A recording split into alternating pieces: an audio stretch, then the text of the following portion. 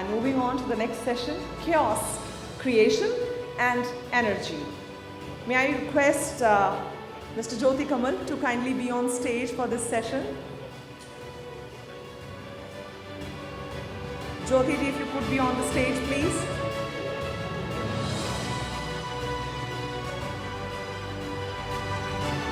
And may I now request our esteemed guest, Lakshyaraj Singh ji Mewar, to please be on the stage with us. Huge round of applause.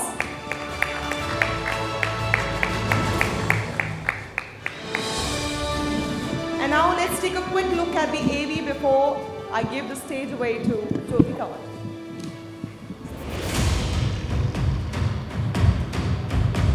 He is the scion of a dynasty that counts Maharana Pratap and Rana Sanga in its distinguished lineage. He is a philanthropist, educationist, sports patron, business leader, and 6 times Guinness World Records holder who wears his royalty lightly and believes in making a positive difference to society. Maharaj Kumar Sahib Lakshyaraj Singh ji Mewar is a descendant of the 1,500-year-old house of Mewar and is the executive director of HRH Group of Hotels, Udaipur. With his keen understanding of the role influence can play in improving lives, Maharaj Lakshyaraj Singh ji is redefining what it means to be a Mewar in modern India. Ladies and gentlemen, Maharaj Kumar Sahib Lakshyaraj Singh ji Mewar. All right. Over to you, Jyoti. Thank you, Misha. Lakshyaraj ji, it's exciting to think that one is talking to somebody who's a direct descendant, the 1,500-year genealogy, Maharana Pratap, Rana Sanga. And here you are, a royal who wears royalty very lightly. I mean, you don't take it seriously in that sense, but yes, it is something that is constantly with you. How do you look upon this strong lineage that you have behind you in defining who you are today? First and foremost, very good evening to everyone here, and thank you so much for having me. I think the one thing that we've always heard all our life, the one thing that has been constant has been change. And I think that's one thing that one needs to understand. That's what one needs to do as they are going through this beautiful journey of life. And I've always said, and I've always been a firm believer of one thing, that the idea is never to go through life. The idea is to grow through life. And I think put together, we all need to really grow through life. And I think what the past has to offer, it's an identity which one is exceptionally proud of, which is something that one is exceptionally happy, privileged, honored to be associated with. And today, yet at the same time, something that you are going to do, which is going to create an identity for the generations for tomorrow. You are somebody who has this lineage, you are somebody who has the privilege, you are somebody who comes from royalty, you are somebody who comes from some place that you don't really have to struggle, but yet you have done it. You have consciously chosen that I need to go through a struggle path. I need to understand how my business works right from its nuts and bolts before I really get on to lead it. From being a waiter to understanding how that entire system functions to finally being the head of an entire group of hotels which are like state-of-the-art and top line. Why did you kind of consciously take those steps? ऐसा नहीं है, मैं ये नहीं कहूँगा. But I don't believe the fact that there are no struggles, and at the same time I also feel that people don't need to wear their struggles as a badge of honor either. I think everybody in their lives has ups and downs. Some of them are more in the public domain. Some are that fortunately get left between 4 doors. But there are struggles nevertheless. And I think the one thing that one certainly doesn't need to do is to kind of get out there and say how difficult life is, or to put it out there to say that you are living on a bed of roses or thorns, is I think something which is very bespoke and something which is very unique to an individual. Coming to the second aspect of things, I think these are all experiences which life and a person must have. And it's for each to kind of take up their path, take up their calling. And I think one thing in this nation, in this country, and I'll give you an example of it from my hospitality school. The first lesson or the first class where we went to, there were about 16 students where we were there, and we were asked to introduce ourselves. And we all introduced ourselves, and fortunately the only lone joker from India was me in the entire circus. And the lecturer started the class by saying that we'll have the Indian gentleman join the class 3 minutes later. It was very odd, Everybody sitting and you suddenly get told to exclude yourself, and that too for 3 minutes, and nobody understood, nor did I. And then he, after a pause, said that we are going to begin by learning the art to smile. And he said, there is one person or one nation who we don't need to teach that to, because it is in their DNA, it is inherent, it is in their blood, is the nation called India. So that is something that we have to understand. So those are things that come to us naturally. We are people who have been, in this entire nation, have been privileged to be able to understand a certain tradition, a certain culture, and be able to value it. And I think being able to go through that entire experience has been great. You understand dignity of labor. You're able to respect people that are out there in all forms and in all walks of life that possibly exist. And it just makes you a better person. It evolves you into a better human being. And again, there is another thing that I've always lived by and believed, that the idea is never to prove. The idea is always to improve. And that is only something that is going to happen when you're going to embark this journey, roll up your sleeves, put your hands into things that you really need to, and grow. The Mewars are a very powerful dynasty. It's got this strong lineage that we were talking about. Is it a binding force in Udaipur, in the area that you are from? I mean, do you still consider that as direct descendants of that lineage, you're a binding force to keep society together there? Does it work? I say this with a lot of humility, that not only as far as Udaipur or Mewar or Rajasthan is concerned, this is something that is prevalent to the entire nation. Because that is not something which is only restricted to one family or to one individual or to one city or to one state. It is something that the nation should celebrate. We should be exceptionally proud of the history and the culture that we have. And we should really not put it or limit it just to a certain city. If today Maharana Pratap exists, he belongs to the entire country. And that is what we really need to take value in. That is what we really need to take pride in. Ek veer bhumi se dusri veer bhumi. This is a land that will understand the sentiments of all of this. The word Swatantra, that was born in the 15th century by Maharana Pratap. So, so those are things that I think we need to, as a country, need to unite on. We as a country need to understand the quotient of this nation has existed for many centuries put together. There have been ups and there has been downs. There have been ways of governance that they may have been different earlier. The ways of governance today may have been different, but everybody has put in something or another, some more, some less. But the inspirational quotient that still stands, and I think, and we as a family wish and want to share that with everybody. Scientific sadhu, philosopher royal, some of the words to describe you.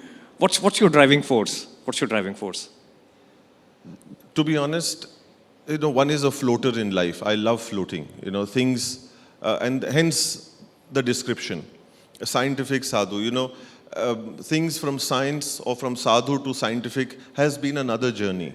A rational philosopher, things that you discuss, perhaps what we are doing in this hall today, what we are doing now. Inspiration is, I think, in everything that is around us. And I think that is the greatest gift which sometimes we as people need to understand and value, that, we don't need to go too far sometimes.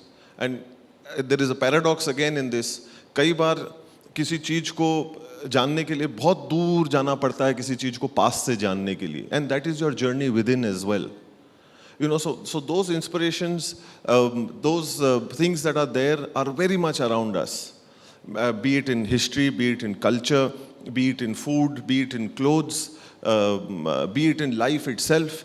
So there are a lot of things. But if you had to put me on the spot and ask me for one thing that what really drives me is, I think, the armed forces of the world, and especially, of course, the first that I would put forth is our nation. And I think the discipline that you get from them, the dedication that you get from them, the willpower that you get from them, वो एक लक्ष्य के ऊपर राज करने की एक जो जुझारूपन और एक कर्मठता होती है, that is what you see in their eyes, is something that is exceptionally inspirational. You have been royals who have traveled the world. Your father, I was taking a look at photographs of him having gone to Sweden to attend a royal function there. Can you remember any anecdotes of like your travels to royalty across the world and anything interesting that would have happened at any point in time there? Stories that you would have heard of these interactions of royalty from outside of India with that within India.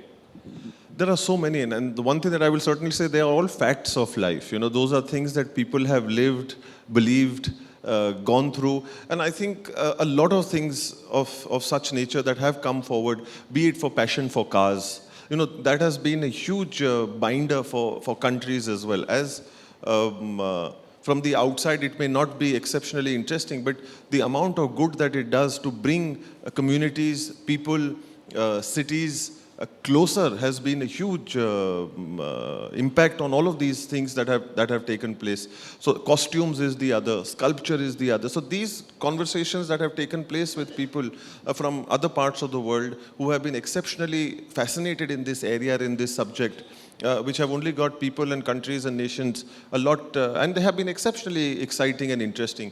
Food conversations from across the world have been exceptionally fascinating. Some of the spices that have been existing in this world, but you know, seas across, they have been used, and discussions that have gone on all of that has been exceptionally enthralling and exciting. There's a rekindling of interest in royalty. On the one hand, we do say that India is a democratic country, royalty has been done away with. These are honorary titles, or these are titles that kind of exist, but otherwise they've been done away with. We are all like equivalent citizens. We are all equivalent citizens. But nonetheless, there is a newfound interest in royalty.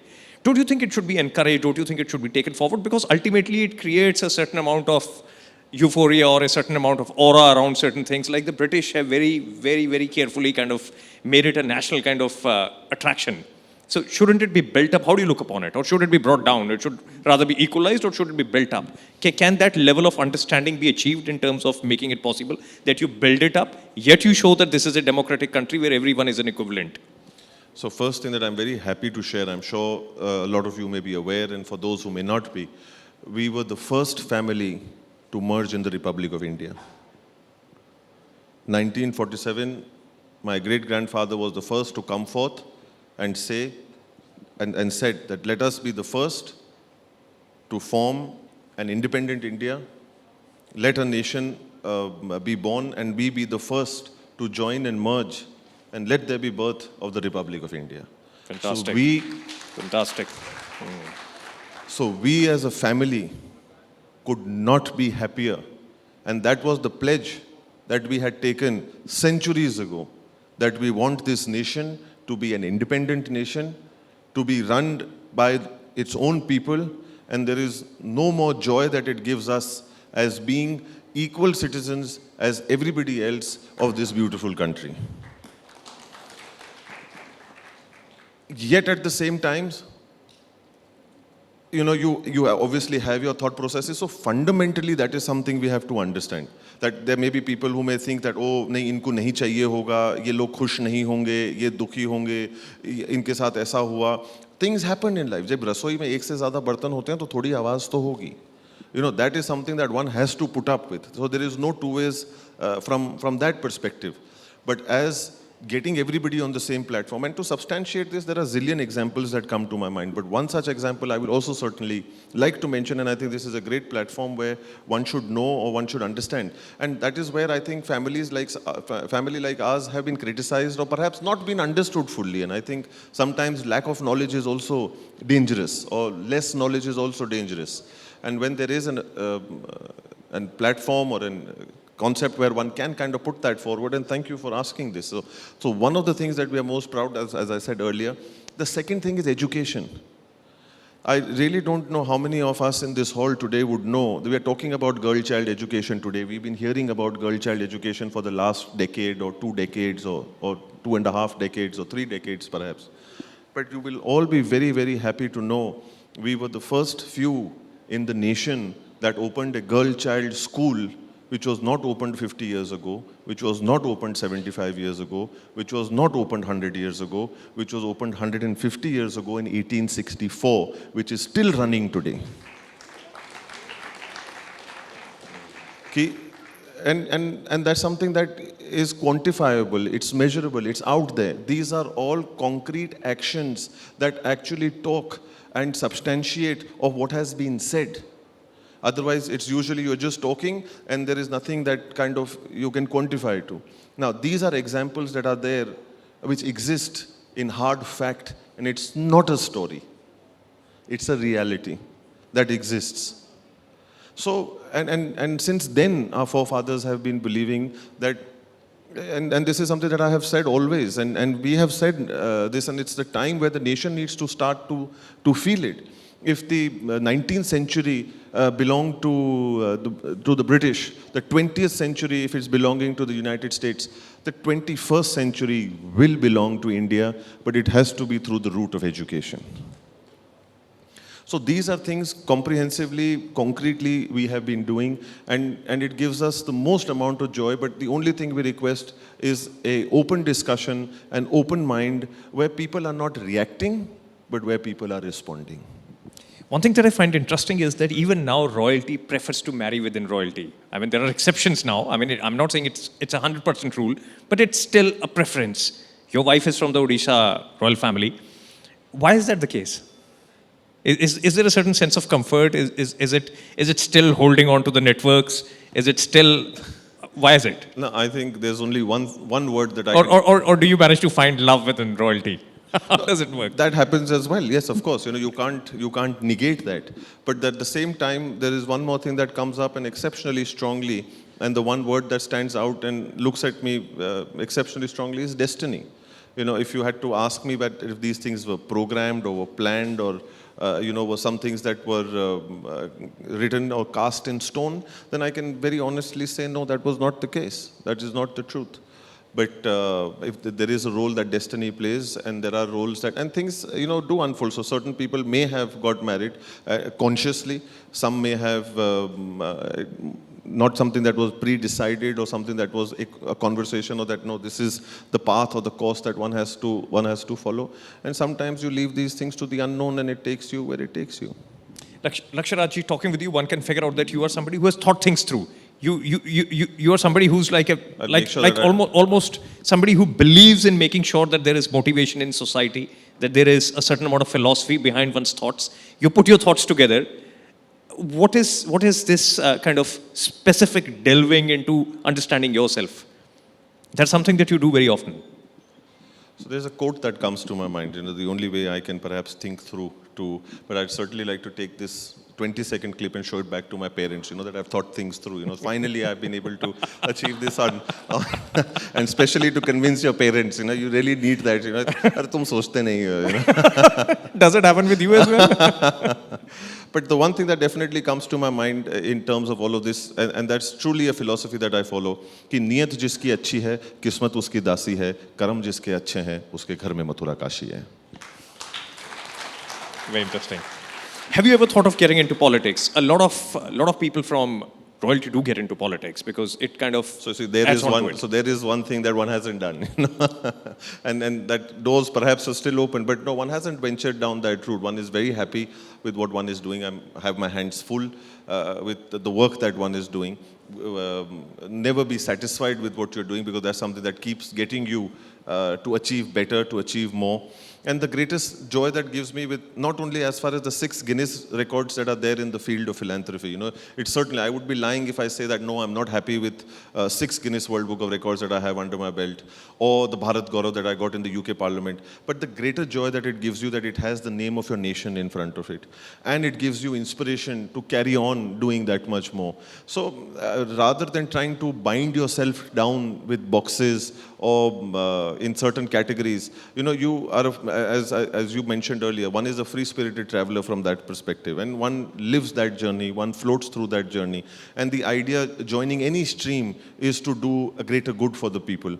And by the grace of God, with the love and affection that one has received from the city or from the state and across borders, one is exceptionally happy to put more force and more power behind that ideology. We are going to take a couple of questions from the audience also, but before we do that, your business, which is also the HRH group of hotels, is something that you're very particular about, because it's something that has to live up to the standards that you want for it. You have to kind of make sure that that quality is maintained. Is that a tough call, considering that there is a certain expectation from you now which has to be delivered there. How do you make that happen? Well, I think that's great. It keeps you on your toes. It's something that makes you make sure that you deliver the best ideology that was started by my grandfather. And again, there you go. The papers at that point in time covered what? कि अब राजा महाराजा झूठे बर्तन धोएंगे. That is what the ideology of people was. So you said, oh, there were no struggles. So when we converted our homes to share with people, that is perhaps some of the responses that came through. And journey started from then. Now, you can very well sit here and imagine कि हाँ ऐसे 60 साल पहले कौन बोलता. But those things happened. We had to find our own bread and butter in a different way. Things had to be governed or done in a different way. A granddad decided to roll out things in a different manner. And then you see a decade later, not only the state, but the entire nation in a lot of ways, with similar situations or circumstances, followed the same ideology of wanting to run hotels. And today we are very happy to say that we won the National Tourism Trophy for the 20th time a week ago, where we were very honored and privileged to receive the award, the National Heritage Award, in 2 of our hotels by the Vice President of India. And that gives us inspiration to make sure that we carry our tradition and culture not only to our fellow Indians, but to people beyond. And today, hospitality is changing. And Father has also mentioned within this that heritage hospitality has never been an excuse for bad hospitality. No, literally, there was a joke on the dining table that we used to discuss of running hot water, कि आदमी बाल्टी में गर्म पानी लेके दौड़ता है. So, that's where the term was coined, of running hot water. So, one needs to get out of that phase. One needs to get out of that segment and make sure that you're delivering what needs to be delivered and what the customer is actually expecting. And if you ask me, there is a hotel here or there is a person, there is hospitality within every person within this country. And that's something that has just been put into a business model, which you do want to make sure is rolled out most respectfully and in a manner which is appreciated by all. That's something interesting that you just said about running hot water, on how the word came about. You kind of run with the hot water. If there are any questions from the audience that one would like to take.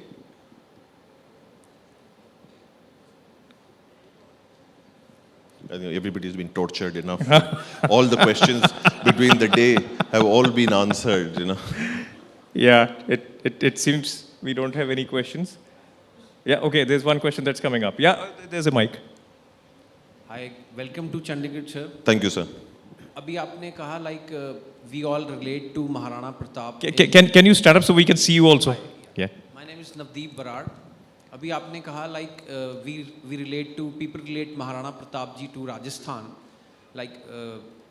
Why don't you think that people relate Mr. Maharaja Ranjit Singh ji to the whole of the nation in the same context? I couldn't agree with you more, sir. देखिए, यही सोच है, बात यही है जो कहना चाहते हैं कि today our history and our culture belongs to every Indian. Till the time we don't take ownership from it, that we could go on with zillion examples. But the idea is not to get caught up with the minuteness of it. The idea, the bigger picture is that we need to understand that this history, this culture, this tradition is to be valued by everybody and every Indian. And that is the legacy, or that is the ideology, or that is the thought process we need to inculcate and be proud of. So I couldn't agree with you more. Yeah. And that's the message that we need to spread and not get restricted. And it's about respecting and appreciating. And as much as we understand, we appreciate and we respect the land, the history and the culture and the sacrifices that people of each land have made, that together is going to make our nation, our people, a better human being and a better nation. Thank you. Thank you. Is there any other question? Okay, there's one more. After that, I'll take the last question and we'll wind up. Thank you very much. Myself, Lakshmikant Bhatia. I'm just asking one question from you. आपका बचपन में कभी school time में, just for fun, कभी आपको ऐसा feel हुआ हो कि भाई कि मैं वंशज हूँ राणा प्रताप के और आपने स्कॉट बाहर निकाल लियो, like that? सर खूब जूते खाएं, ईमानदार, स्वॉर्ड तो दूर की बात है, दूसरों से खूब जूते, मास्टरों से जितने जूते खाए होंगे कहीं शायद और नहीं खाए होंगे. But fortunately there weren't any weapons and things like that on us on a lighter note. But yes, and to be very honest, I'll give this credit as well, and I would like to share this. As much as we may think or the opinions that we may have, I will have to say both my parents, my dad and my mum, both did a fantastic job of keeping our feet on the ground. And for the longest time, we knew in the sense that we were children of our parents. But who we were, where we came from, all of that was something that never came to us. So that was never a burden on our chest or on our head. We never thought that through. You know, I was in boarding school for 7 years of my life. Now perhaps I can confess that in the classroom I was always looking outside the window and waiting that when is there going to be the time to go back on the cricket field, because that is one thing that we really enjoyed and really had fun with. And there was no pressure from that perspective as well. And I think there was a lot of excess baggage that people carried more than us. लोगों को शायद इस चीज़ को लेकर जो है वो अपने जहन में दिल दिमाग में गर्दिश हो सकती थी, पर as far as we were concerned, we were very clear. We went there as any other student, we mingled with every other student, दूसरों के टिफिन को लेके कभी खा लिया. So you know, so all those sort of things did happen. So and yes, of course, मतलब लोग जो है वो बच्चे जब होते हैं या बचपन में होते हैं तो ज़रूर नोक झोंक तो चलती है और चलनी भी चाहिए. Thank you very much. So the last question of the day, you were the first to join India. You just spoke about that as it was being formed. What is your outlook on India today as you observe it? Are you like gung-ho about it? Are you like absolutely positive? Or what's your outlook on India? Okay. So what I will say, is another one-line couplet that comes to my mind, and look at India as a human being in this respect, okay? So I'm not going to take it on from the way that it has been said. We'll give it a different approach and a different look.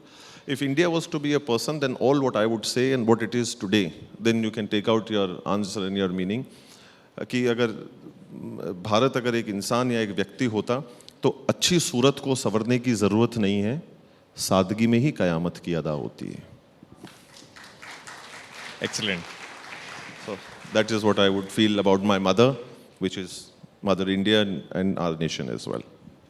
Thank you so much, Lakshyaraj Singh ji, Mewar, Thank for you. having taken out the time to join us here today. Thank you for bearing with so me, much. putting up with me. Thank you all for being a lovely audience. Thank you very much. Most kind. Thank you.